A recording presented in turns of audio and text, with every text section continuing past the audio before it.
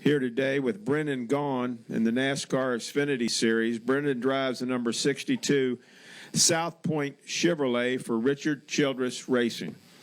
And Brendan, talk about coming to Dover, the unique challenge that it presents, and also let's talk a little bit about that Dash for Cash, because I think that's a super initiative that the sport has, and also the opportunity that it presents for a driver like yourself. Well, first of all, Dover is really one of the most unique tracks on the circuit. When people ask you, what's your favorite racetrack? As a race car driver, that's one of the most amusing questions you get, because really you don't have a favorite. You know, a lot of guys, I know I have one I dislike, but there's a lot of them that I like. But there is one, and it's Dover, that is, there's no way to test for it. There's no way to practice for it. There's no way to tell somebody. When I tell everybody about going into turn one, it's really amusing to me. I remember being here my first time and having the late Bobby Hamilton. I was slow as sin, and I could not. I thought I was doing things right, and I'm asking Bobby what to do, and he tells me to go over the jump in turn one and drive off the 3-story building with the throttle on the ground. And I told Shane to heat up the backup car because I'm going to try it. I don't think it's going to work. I think Bobby's trying to hurt me. And son of a bitch, it didn't work. I mean, it stuck in a way. I go, oh my God. So you know, this track is the only place, the word a lot of us use is a roller coaster. It's the only place that you'll lose your stomach. It's the only place that I've ever been told to breathe. My spotter has actually had to tell me to stop holding my breath. It's such a fun place to race. The Monster is a great moniker for this place. You know, the way they've played into their style, it's really, really cool. And it's just fun to be here. Unfortunately, sometimes we get cursed with a little bit of spring rain in the eastern seaboard, but it's a great place to race. Love being here. Love that we actually come here twice. If there's a track that it's kind of an innocuous track to come to twice, but I'll tell you what, man, this place is so much fun to be at. It gives you such a different break in the schedule. And then Dash for Cash race. Last year this was a Dash for Cash qualifier, and we ended up being a qualifier from this race. So that bodes well for us for the Xfinity Dash for Cash. So far, the heat race idea, like I said, sometimes NASCAR gets a little mad at me. So far, the heat race has been a little, it hasn't been our best theory so far, but this is going to be the first race on a bigger track. You know, Dover could lend itself to a different style heat race, which I'm definitely hoping it does. I'm hoping for some positive results on the heat race side, and I'm hoping that we are one of those two guys that qualifies for the Dash on the heat race side, and then go out there and thrash in that race. I mean, winning it's one thing, but if you're a Dash for Cash qualifier, you know, it's Eric Jones did it right. What was it, Richmond? I mean, won Bristol won the Dash for Cash, won the race.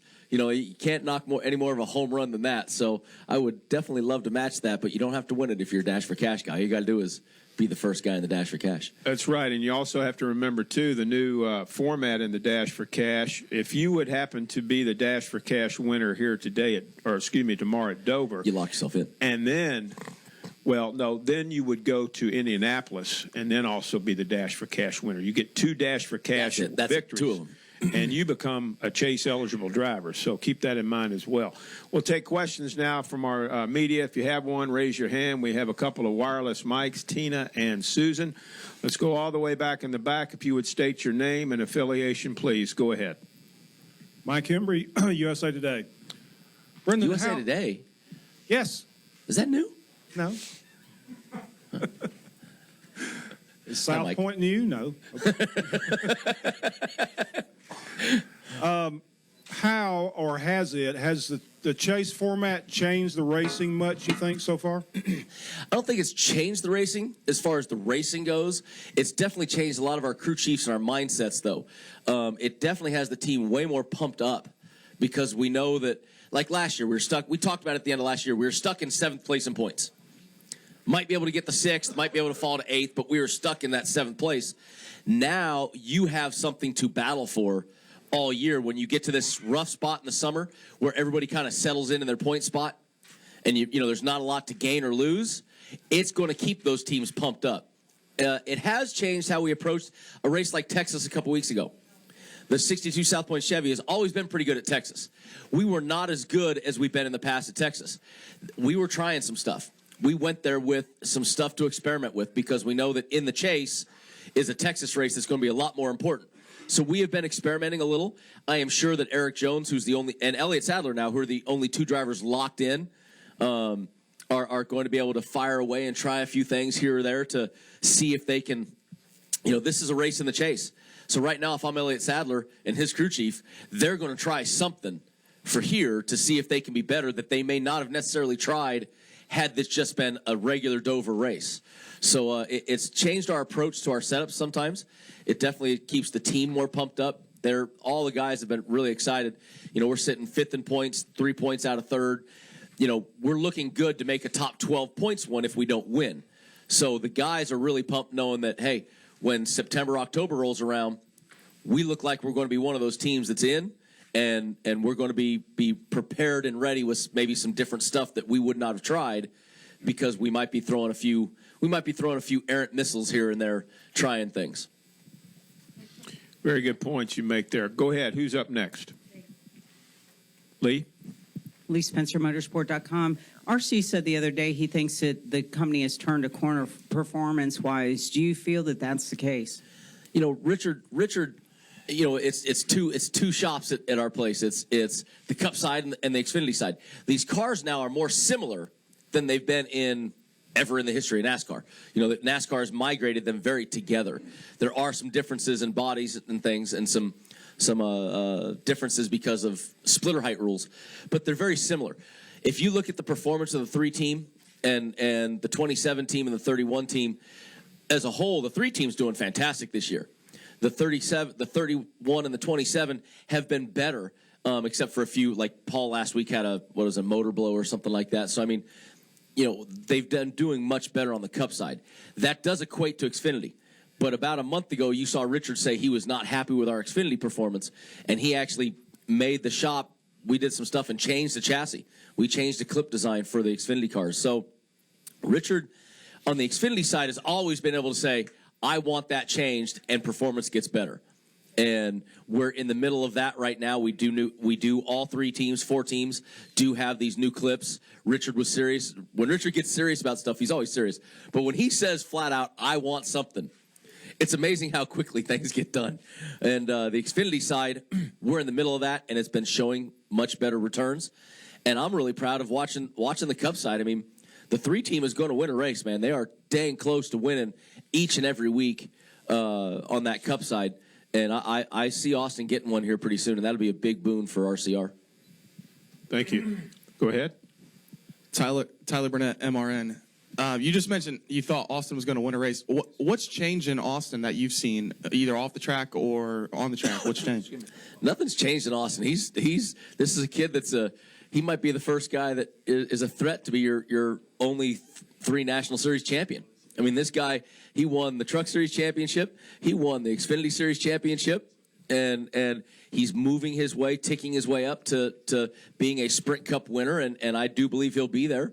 Right now, he's in a chase spot. And to be a chase spot, you got a shot if you're in the chase. So, I mean, I think right now the biggest threat in the sport to be the first guy to win all 3 National Series championships is Austin Dillon. I mean, there's only, Greg Biffle and him are the only 2 actually right now that could do it. Yeah. And it's nothing's changed in the kid. I mean, he's been a hell of a race car driver since he was dang near 18 years old. I mean, he's the only guy that just rolled through the series, and he knew the pressure of the 3. He understood it. And did it take longer, of course, than he wanted? Of course, that kid wants to win right now. But he is in the process of building a great, mantra for himself. He's in the middle of putting this thing together and really doing well with it. So I don't think anything's changed in him. He's not kicking himself for not being better. He's not putting too much pressure on himself. He has the pressure already, and he's building his deal. Let's go right down the row there, Susan, to Kelly. Kelly Crandall from PopularSpeed.com. Brendan, you talked about the chase and being a different mindset for the crew chiefs, but what about as a driver? Because you've competed for truck championships, you've been here for a couple years, and it's always been about points, keeping an eye on, trying to salvage the good days. So now with, the crew chiefs wanting to try something and not really having to worry about points as much, is that different for you behind the wheel? Is it different a little bit? It's not a big difference. It does help us with things.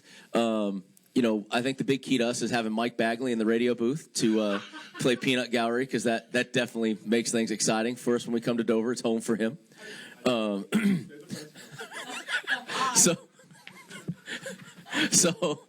So for us, we've come here and experimented in the past on things because we were stuck in points. So you had nothing to lose at that point. But the mentality was, we have nothing to lose, let's try it, and get a W. Now it's, hey, we have a race that's in the chase in 7 months here. Let's try something that may work out really well. Or we think we have something that, we think this is what we need. We're going to try it now. The mentality has changed for me as a driver is, right now we're in the heat of a great points battle. If this is any other year, you're like, all right, I'm 3 points out of third. But I'm still 35 points out of the lead. 35 points in this point system, dang near impossible to make up. It is really tough to make up 35 points. It's the way the points are with 1 point per. That's a lot of. So really, you're looking at it going, man, we're 35 points out. Let's keep on battling and chugging. But really, you're just trying to get for that third place spot right now. We don't have that attitude anymore. We now know that when it rolls around to September, October, it's 0. So do what we have to do. So I have a different mindset. Absolutely. I'm definitely keeping that in mind that I can take a few more chances on the racetrack and not look what I did at Richmond. Remember, I've been laughing about my Richmond deal. I hate Richmond. I go to Richmond and finish 7th this year. I mean, it's like, holy cow, how'd I do that? But we went with a different attitude, a different approach, and it worked out well for us. I can go to the next Richmond and take a vacation if I want. So it's not in the chase for us. So it's definitely changed the driver's mindsets, yes. Other questions for Brendan Gaughan? Anybody else? Mike Bagley, any questions? Bagley? He's at a break. He's busy again. Brendan, thanks for coming in. Thank you, guys. Good luck this weekend at Dover, and appreciate it.